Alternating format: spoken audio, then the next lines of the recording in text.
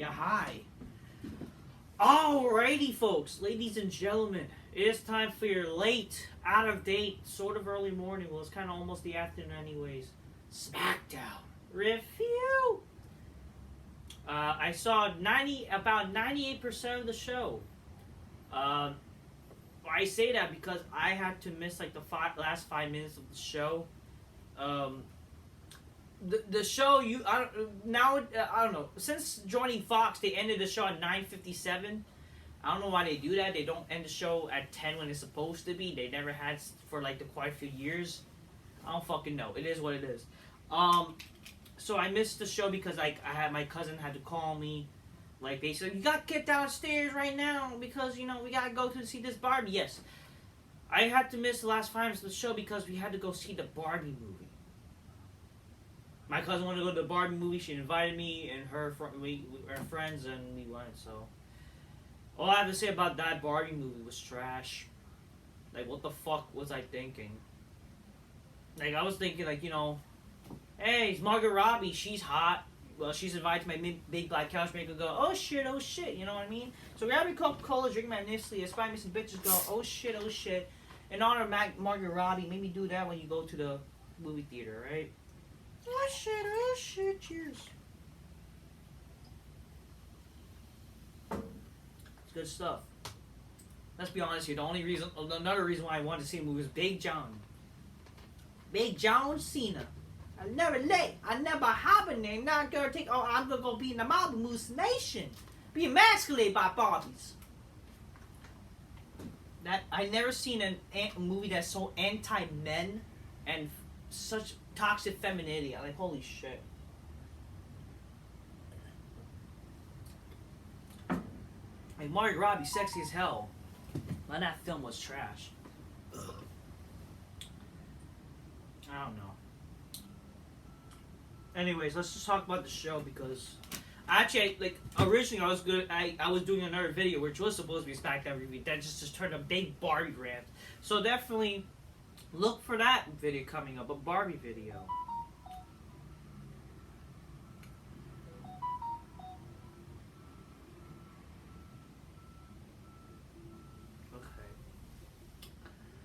Okay. Show started. So okay. So I was gonna say the show wasn't too bad.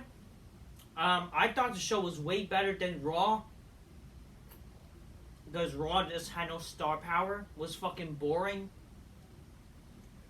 Not saying the show was great, but the show was better than. I mean, if you take out the first segment, it was just the women, because who really cares about women's goddamn wrestling? The show was better than usual. I mean, whatever. Coming off of SummerSlam, even though you're still having questions and you kind of think what are they doing with this bloodline shit, But whatever, we'll talk about it there. The show started with Charlotte and Asuka ending in a double DQ because Io Sky interferes, and who fucking cares? Fuck that. That's just a waste of time. This match could have done it. You could have done us a favor by ending the match quick. If you're just ending a double DQ, so why waste your time and who fucking cares? You know what I mean? Who cares about this? Whatever. It's just Then we get a Karrion Kross vignette. He says our prophet is absolutely nothing without his disciples, and as soon as you'll see. Apparently people think this Kross getting a new faction, yet the guy lost tonight against Styles. So basically, Styles loses to Karrion Kross. I mean, no, Styles wins. Styles wins against Karrion Kross. Karrion Kross loses. Again, Karrion Kross. What a fucking failure. It's been a year since the guy returned. And what a fucking absolute joke he is now. What a joke!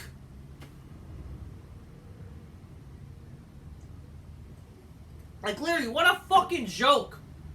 Karrion Kross, we thought this guy could be something. Yet this guy is losing the Styles. And the guy has done nothing since he came back. The guy's done nothing but lose and be a joke. He's just your typical, I'm not gonna hurt people guy. That's what he is. He's literally just a typical, I'm not gonna hurt you. And again, this match had no story with Styles. Why should we care about this match with Styles? This match, it wasn't bad, but the match was you already knew Styles was gonna win because Karrion Kross has been a joke. It wasn't a terrible match, but Karrion Kross has been treated a joke, so who fucking cares? You know what I mean? Scarlett tried to get involved, and she attacked, whatever, who's her bitch name, Michin, right? Then Michin took her out of the ring, brought her outside, tossed her to the announce table, whatever. Match wasn't terrible. I forgot to mention. So this Raw has now 3 commentary people, which is Michael Cole, who's still on SmackDown. I was because they did announce this. As a news that Michael Cole was going to be on both Raw and SmackDown, but when I didn't hear his fucking him talking, it was Karen Patrick first. Like, what? Did they just fucking decide they're not going to put Michael Cole on SmackDown anymore? But then, like, we see him, and Michael Cole literally had, like, a fucking disappointed face. Like, he literally had, like, a fucking face where he just looked like he fucking was disappointed at life. Like, this is how he looked like. Same thing with Damian Priest in a way. Look how he looked like. This is how fucking Michael Cole looked. Being on the side, and Karen Patrick was like on the middle. So they basically switched the commentary teams. Which, why would you even do that? Why you just switch the commentary team? I just feel like Wade Barrett, like, it was okay for him being on SmackDown. Why you just switch the commentary team and just had Michael Cole on Raw with fucking Karen Patrick, and he'll be still on SmackDown with Wade Barrett? They just basically switched it. And Karen Patrick's on SmackDown, so we're hearing his stupid voice on SmackDown now. Like, what the fuck? I don't know what to tell you.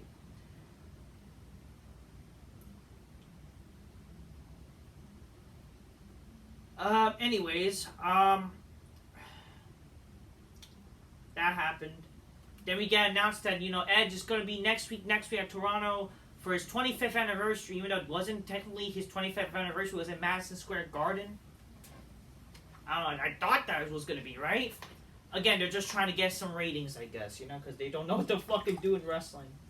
But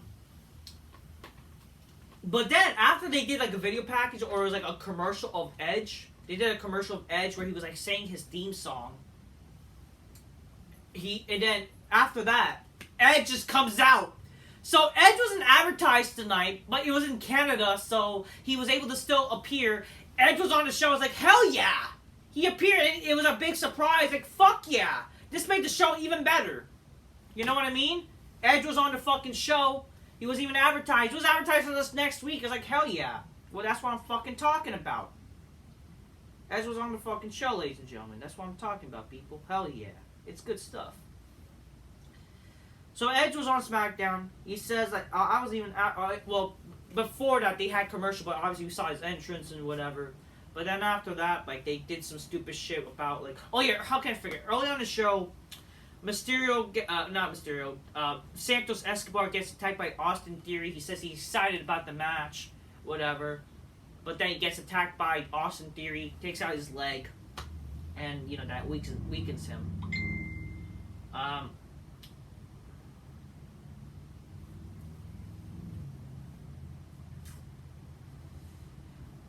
Okay, so after that, Edge gets Edge gets a pop. He's back. Blah blah blah.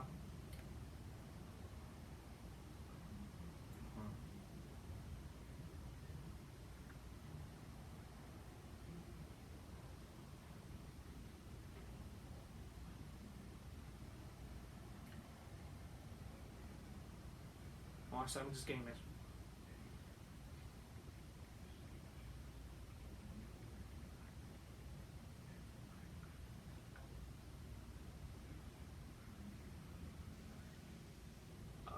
Okay, sorry about that. So Edge gets a big pop. He says he's not supposed to be here tonight, blah, blah, blah.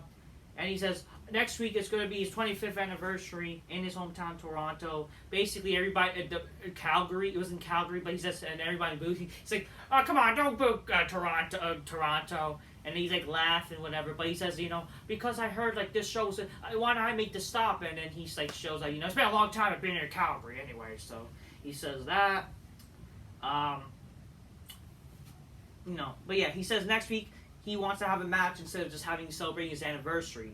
And he says he wants to have a match with a man he never faced in WWE before, and that is Sheamus.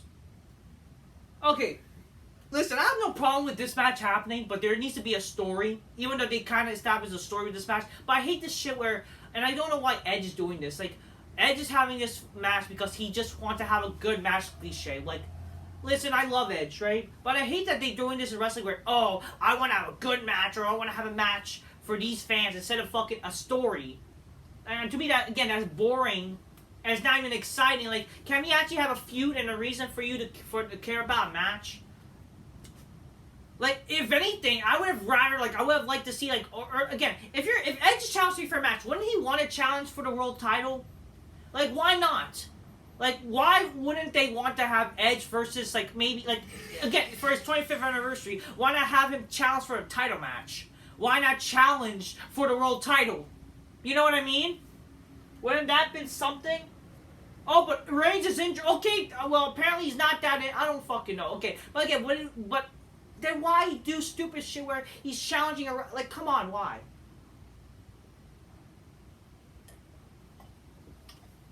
Like, if you were a wrestler, you want to challenge for the world title. You know? I don't hate this because, you know, he challenges Sheamus, and it's like, it will be, like, sure, a cool match. I'm actually looking forward to it. He says he never faced him one-on-one, even though they had, like, I mean, they had a tag match together. I remember they only fought, like, one time during multi-man matches, you know what I mean? But they never had, like, a true one-on-one match. So that's what happened, but, you know.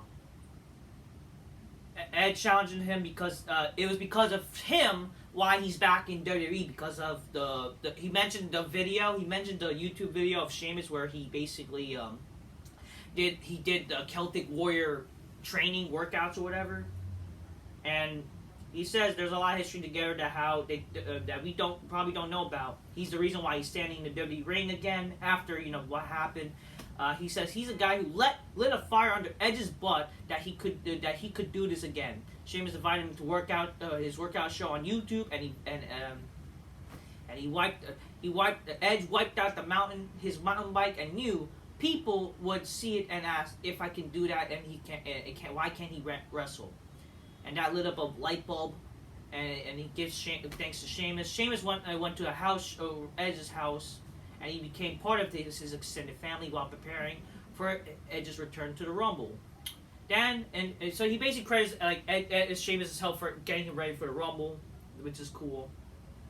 Then he introduced Sheamus and the Braun Bruce come out, and then Sheamus rolls a clip it's to show them riding a bike together and Edge falling, and Edge is upset that his butt is shown on TV. Sheamus reminds him, you're showing more of that than just your butt there, fella, on TV. Edge says he has something on his back pocket too, and we've seen a picture of Edge and Sheamus' Edge's bicycle, Edge's daughter's bicycle, and it's like, so what? This is how they're building their feud, where like are supposedly their feud that they're gonna hate each other because of Edge's having a picture of his bike. Like, what the fuck? Like, because people think this might be a heel turn, which is like, come on, why would they turn heel? Like, it's kind of dumb. Sheamus says in 2004, while I was at a crossroads of my life, like whether to keep wrestling or get back to IT. I was in Ireland, but nobody was coming to town. I wanted to speak to the talents and get some, but I always got cold shoulder, except for Edge. Edge gave me his time and gave me the best advice I ever heard, and I brought him a pint of Guinness. And right there, I knew Edge was a class act. But the fact is, I never wrestled together. It's astonishing. If Edge thinks being in a bike was a catalyst to get back in the ring, that conversation with Edge years before is why Sheamus is standing in the ring. Edge then asked the question, answered this challenge. Sheamus admits, I'm a little deaf here, like, I'm asking Calgary what to thanks. And he accepts the match, and he tells, thanks. And then he says, I just hope you didn't make a mistake. And whoa, it's animosity a little bit. I was kind of hoping, though. You see, I wouldn't mind this match happening if they kind of bring up the stakes. Sure, they also challenge, let's have a good old fight, but after the match, we'll celebrate a pint of Guinness and whiskey. So basically, they'll celebrate a drink, good old pint after the match or whatever, which is fine. I was kind of hoping, though, what Sheamus should say is, to make this match, I can't go easy on you because any match I do is a pathway. Him defeating Edge would help him solidify his career type of shit, where he's able to beat one of the best, aside from just Cena and Randy Orton, all that kind of stuff, right? He should have mentioned that. And maybe what they should have done is like if whoever wins this match gets a title match. Like if him defeating Edge would lead him to becoming a champion in the future, being like a contender for like that's what they should have done. Basically, this should have been like whoever wins this match. Not only they raise the stakes where they only like they see who is the better man, but like gets a championship match. Like shouldn't that be what wrestling should be? Like these are the matches like what they should do. So I don't mind, like, they established a little story in this match, which is fine, which I'm happy about. And it's cool seeing this. It's just, I would have wished they mentioned that, and Sheamus saying that, but just know I can't go easy on you, fella, because any lose I get, it demolishes me, and, it's a chance, it ruined a chance of me becoming a champion in the future. That's what it should have been. You should have made this, like, where you raise the stakes. And then, like, whoever wins this match, not only sure, like, they see who the better man is, out of respect to each other, getting pints, but like it gives them a contendership to be a champion in the future, to win any championship they want. Like it brings them up the ranks type of deal. That's what they should have mentioned in a way. But hey, I'm actually looking forward to a match. I never thought I'd be looking forward to a Sheamus match, so there you go. So I'm actually happy about that. Not gonna lie. So I don't mind this, even though it's like kind of like a gayish, babyface challenging babyface type match because we never faced each other cliche. But it's cool because it's Edge and Sheamus because they're two top stars. Again, I'm not gonna say I'm the biggest Sheamus fan, but I have grown to I like him better than a lot of these gay wrestlers. Edge is obviously awesome. I do think this match is gonna be pretty fucking cool because Sheamus actually he has proven he's actually not a bad wrestler, and fucking Sheamus, again, he had good matches with Gunter, and McIntyre. He actually had even a good match recently with Austin Theory, and also with Austin Theory even, and LA Knight. Again, Sheamus is actually not a bad wrestler. The guy is a good powerhouse guy, so he has this, he's doing all right. Speaking of LA Knight, after the match, they showed a recap of LA Knight, throughout this week, and then LA Knight defeats Top Dollar, and then LA Knight says, let me talk to you, no one could stop the megastar down with LA Knight. He does a little promo after the show, and it's like, after the match, it's like, whatever. LA Knight's, and then Michael Cole says, LA Knight's future's so bright, Top Dollar is going to get smashed tonight. Bobby Lashley is with the Hurt Business. They're talking about how they made a statement last week, and how like Bobby Lashley is happy, like they've seen the light where it's all about now getting power, not just about like having fun, blah blah blah. And then he says, "Looks like SmackDown's ready for some new blood." So there you go. They're establishing that how like they're heels now. So there you go. Before Santos Escobar, like earlier on the but I think after the Edge thing. Austin Series, like he was so looking forward to a U.S. title match, but then Rey Mysterio comes out of the locker room or the training center and says, Santos will be ready tonight to kick your ass. He's like frustrated, and then they get separated later on the show. So the rain happened before Santos was gonna wrestle. Santos gets attacked again by Austin Theory. And then Austin Theory gets in the ring and saying, "Oh, I was so ready to have a U.S. title match." So he basically does the cliche where he was so ready, he can't wait to defend his title, but then it costs him. What happened? Adam Pearce and then Mysterio was with Santos. Santos says, "Go get him," basically pulling a kind of like a Bret Hart type of thing or a Hulk Hogan type of thing with Bret Hart. Adam Pearce makes the match official instead of Santos because he's injured. Rey Mysterio took his place. And I was worried because they didn't even ring the match, and they went to commercial right after this. Like, couldn't they have ended this match quick? And again, this would have been something cool for like a SummerSlam moment. Like, why couldn't they do this at SummerSlam? Like, kind of reminiscent to fucking SummerSlam year, like with the Honky Tonk Man in a way, or whatever. But I guess it's a little good SmackDown moment, right? So Rey Mysterio, which I'm happy this happened though. Defeated Austin Theory. Got good riddance, Austin Theory. Fuck him. A garbage, boring title reign. And he had the title for 250-something days. Who gives a fuck? Waste of time. Useless title reign. I'm happy it changed hands. I don't give a fuck. I don't give a fuck with the fashion. I understand. Oh, Rey Mysterio lost. But guess what? At least it was a moment. At least the guy's alleged. Who gives a shit? He lost like fucking, against Santos like with a fake injury, whatever. Obviously, they're trying to do something in the future with Rey Mysterio Santos. Even though with Santos, I don't want to really see him heel right now. I don't know, but definitely, sure, have him have a respect match after like Santos recovered, cliche, right? But yeah, I'm happy Mysterio won the U.S. title. I don't give a shit about Austin Theory. This was a good little moment for SmackDown. I was kind of worried, like, after, like, if this match is, like, going to commercial break, like, couldn't they just, like, why didn't it ring the bell? Why did this match end in, like, a few seconds? Like, Austin Theory was so ready, but then he was actually not ready, then Mysterio type of shit, But whatever. It is what it is. It's kind of fun. I enjoyed it for the most part. Next week's announced that Edge's 25th anniversary is going to face Sheamus. And the Grayson Waller effect with the new U.S. champion Rey Mysterio. And now the main event segment.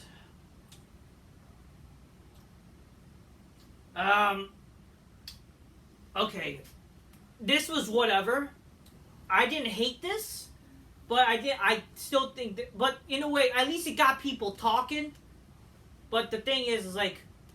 Did it help make any sense, or did this segment need to did it help what happened back at SummerSlam? Roman Reigns comes out, with Heyman and Solo. He asks Heyman where's Jimmy is. Obviously, he sent the show to acknowledge him. Heyman admits that I haven't seen a rather. But when I spoke to him this morning, he was rather salty with me. Then Jimmy Uso comes out from ringside. The fans are like, you sold out. Roman tells him to not worry about the crowd because they mean nothing. Roman says he says to be real about it. I owe Jimmy one after what he did at SummerSlam. So he says, name a price. A new car, done. Boat, done. Yacht, done. A jet, done. Jimmy says he doesn't want anything from him because what he did at SummerSlam has nothing to do with Roman. And then Roman says, you don't want material items. You want power, position, to be main event Jimmy Uso? I can make it happen. Then Jey Uso interrupts. He snatched the mic out of Jimmy's hand. Jey asks, you have thrown 37 years down the drain. If you didn't tell me what you did. Jimmy says he did what he did because he loves Jey. Basically thought maybe he's he you would think, so he's basically pulling a Roman where he says he loves you, so trying to manipulate him type of deal. But what happened, he said, basically, so apparently he's not really a heel. So what he did is that he did it because out of love of Jey, it was not because of jealousy, because he was afraid of losing him. If he won at SummerSlam, Jey would have become the tribal chief, and what would that mean for the Usos? He would have inherited some kind of power to make him like Roman, corrupt. He refused to let his brother become a belligerent asshole like Roman. If Jey hates him, it's fine. He just needed to tell him to his face he was afraid of losing him, and he loves him. If Jey needed to kick 37 years of pain into his face right now, he'll take it. So I guess Jimmy's not really a heel, which again, okay. So it at least is an explanation. It's not the explanation we expected. Does it make kind of sense? Sure. But you still costed your brother the title. You know what I mean? Jey considers it, but he turns his back on Jimmy. Jimmy slowly, hesitantly leaves the ring. Roman laughs and calls Jey a stupid hothead that thinks all his emotions tonight ain't it for the isn't about the Usos. It's only about one thing. It's about the acknowledge.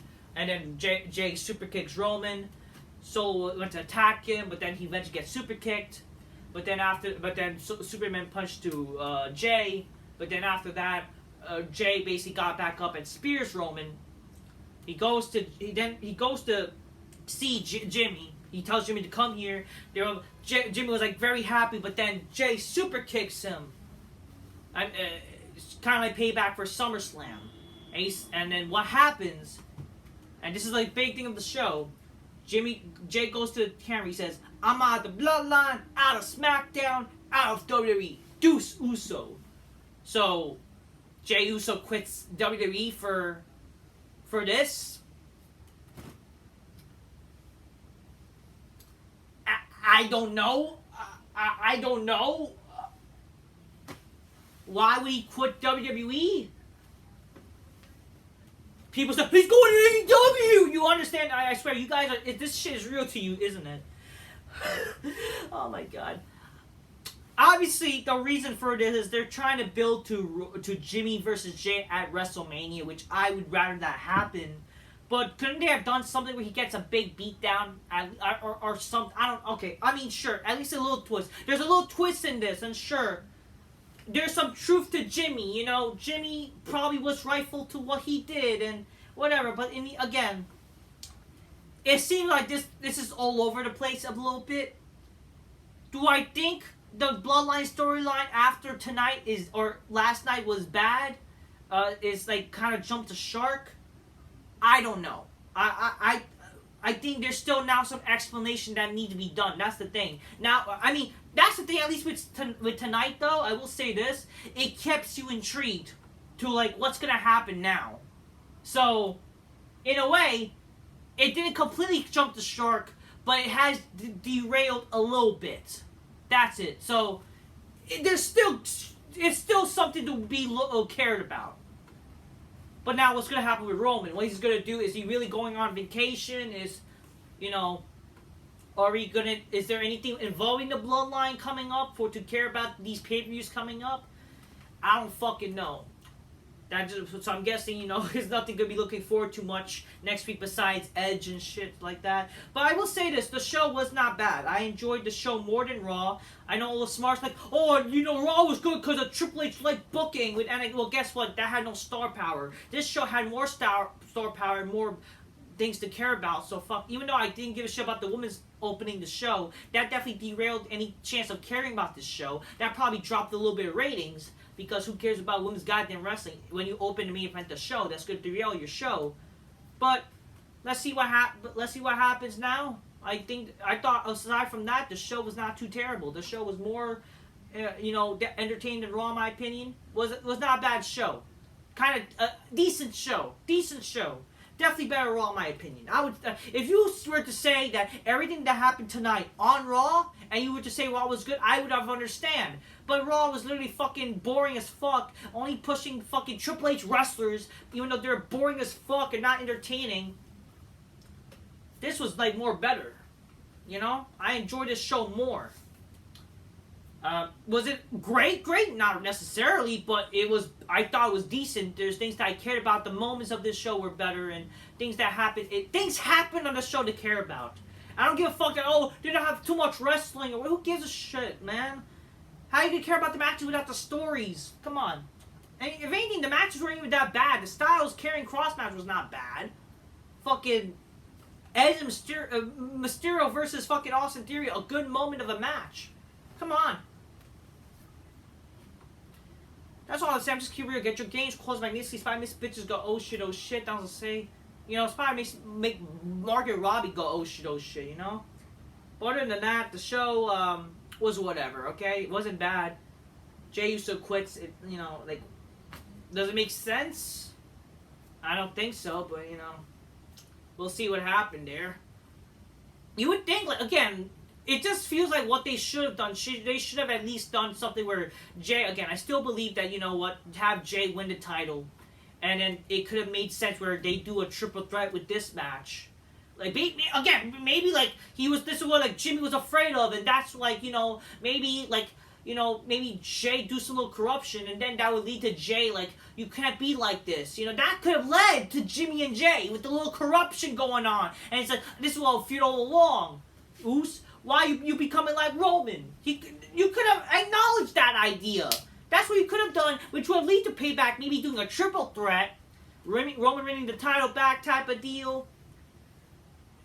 It's again, the little things they could have done to show, don't just tell type of deal. It could have helped. Again, imagine Jey winning, and maybe he did become a little bit showing a little bit of Roman in his reign a little bit. And then that would lead to Jimmy you know what? I can't let you become the tribal chief. You cannot be the fucking world champion anymore because it will just hurt you or be the tribe, whatever. That's what they could have done in this if they were to do a triple threat Payback. I think, again, I thought that was the reason why they're bringing back Payback. They might do like a triple threat with these three, right? That's what I was thinking. You know? Or that would be a great idea. Come full circle. Roman winning his title back in Payback 2020, winning it back again at 2023. But wait, he loses again. It's all about the moments, people. It's all about the build and story. So what if Roman was to lose the title at SummerSlam? But why is he winning it back? But again, we're going to see the decline of the bloodline. It helps decline the bloodline. It would have led to eventually where WrestleMania he loses the title to maybe Solo or The Rock. You know what I mean? Overall, the show was not bad. That's all I have to say, people. I think SmackDown was just way better of a show. It just more intriguing stuff happened, and yeah, definitely surprised to see Edge. That was cool, and you know, Rey Mysterio winning the title, you know, stuff like that, and Roman, you know, stuff like that was all right. Okay, and crossing styles is like whatever. But it wasn't even that bad a match. But it's like, who cares? And I just feel bad for Karrion Kross.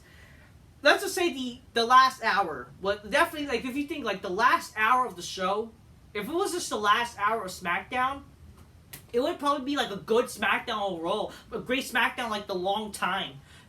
But because, I think the only cool things that happened, like, was the last hour, it makes it, like, a decent show, in my opinion. Because it was, like, a mixed bag. You know? I'm just keep real, get your gauge, close my knees, five minutes, bitches go, oh shit, and I'll say until next time. Peace. Yeah, bye. Peace out, folks. Take care. Yeah, bye.